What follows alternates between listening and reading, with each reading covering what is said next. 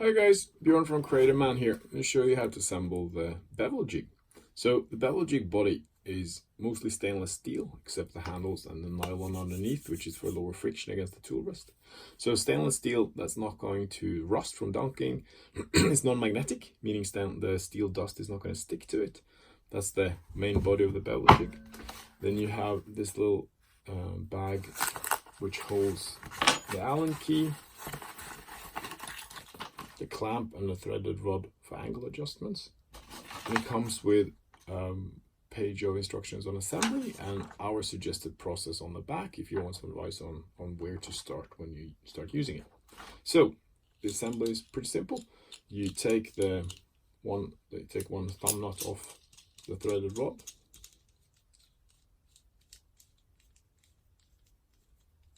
Put the clamp aside for later.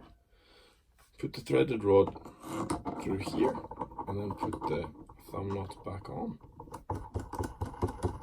like that.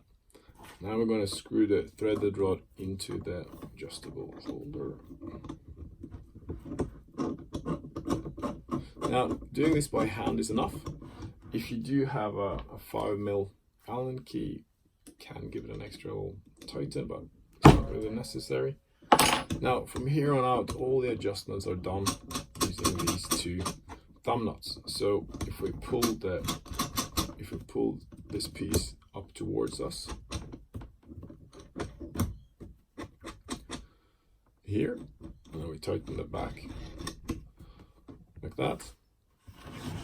That's it. That's the assembly.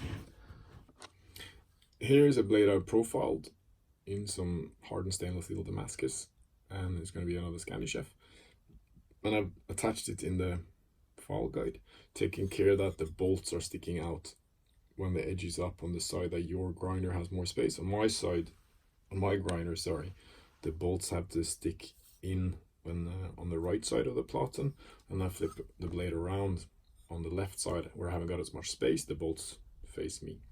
So you slide the file guide into the bevel jig. Now the cutting edge need to stick above the body of the bevel jig. If that's not the case, you loosen these bolts, move the blade up and tighten the Allen key again. Take the clamp.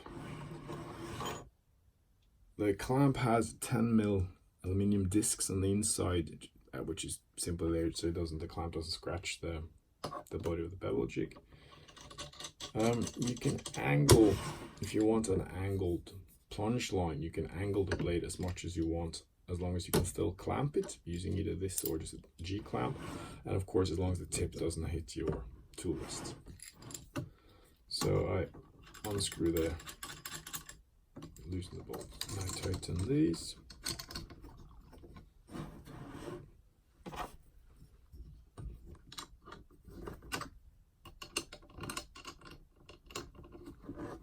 Again, they don't need to be super tight, but I usually do it up so I can lift it by the blade.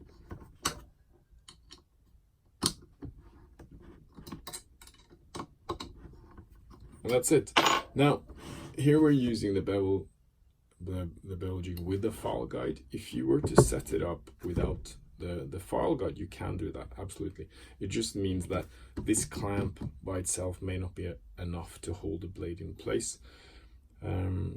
I think you should put something then in this hole underneath the spine of the blade, just to make sure that the blade doesn't pivot down when you grind. It also means that when you flip the file guide over and drop it the other way, it's going to be exactly the same height. So with file guide, slide it in. Without a file guide, maybe a stronger clamp, or put something under the spine of the blade in here.